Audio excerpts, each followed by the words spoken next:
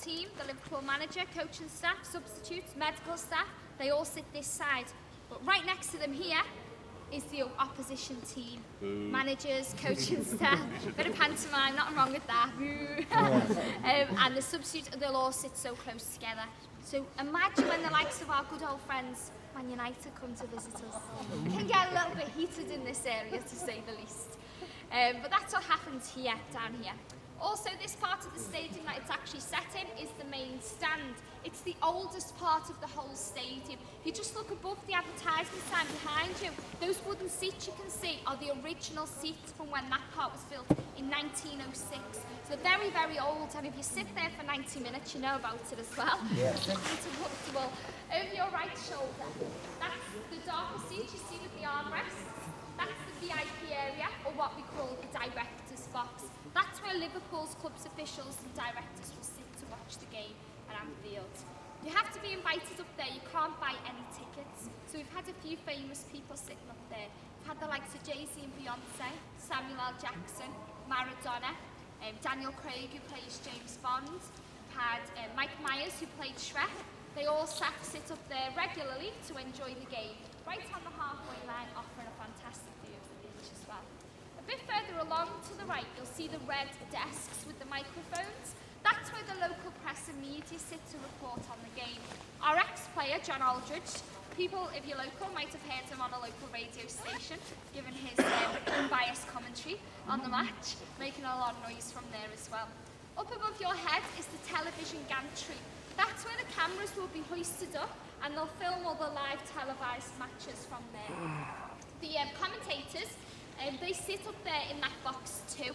The only way they can get up there is the hatch at the back, in the roof. A ladder drops down for them. They climb up, they crawl through the roof and drop down into the box. It's not very glamorous for them at all. On the other hand, we do have a little bit of a more glamorous side. We're not that cruel. We've got a TV studio, the likes of Sky will use on the live televised games. So in the top left-hand corner there, that big long glass box you see, that's the TV studio.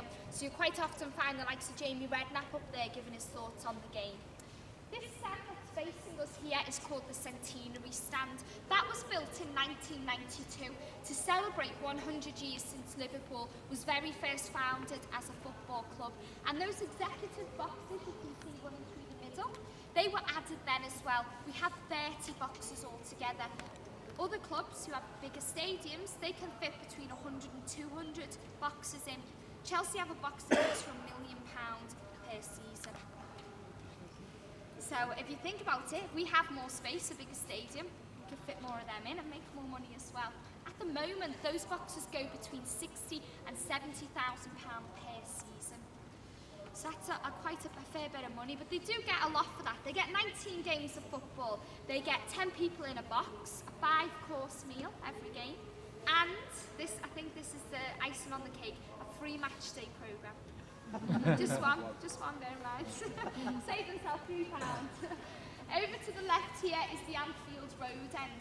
Now that stand's mainly filled with Liverpool fans, but we do reserve around 3,000 tickets for away supporters too. Put your hand up if you don't support Liverpool today.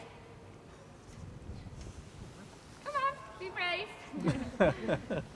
Come on, there's got to be one. There's always one. No? I don't believe it.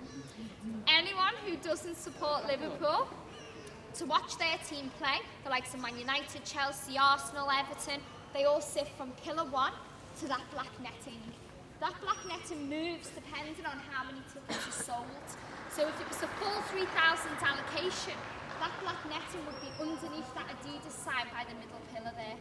But as you can see yesterday, Stoke didn't fill it, so the black netting got moved across and those tickets got sold back to Liverpool fans because we turn away in excess of 20,000 people per game. There's a huge demand for tickets here at Anfield. Currently the capacity is 45,522, but due to our success we have an extensive season ticket waiting list. Some people might have been waiting 10 or 15 years for a season ticket and will only be in the top 15,000 people. So it's a very long wait, and we know because of that we need a bigger stadium. At the moment there's talks of 2 things happening. No official decisions being made as of yet, but the first option would be to stay in Anfield, redevelop it and make it bigger. That's if we can get the permission to do so. The second option would be to go ahead with the plans for the new stadium. Now the new stadium would be built just behind the Anfield Road end here in Stanley Park, literally a couple of 100 yards away. That means though, if that gets built, this stadium has to be demolished. The whole area of Anfield would be regenerated and transformed. The only thing that would remain the same from this stadium, does anyone know what it would be? The pitch. The pitch, yeah. This pitch behind me. And that's because over the years, it's become some of our most passionate fans' last request to have their ashes scattered or buried on the pitch. So it will always remain a green space to honour those fans. And believe it or not, there's even a waiting list to do that. True, there is a very long waiting list. Now, are there any questions at all, guys? Anyone going to make John work today? Give him a good hard question. Test his knowledge. No?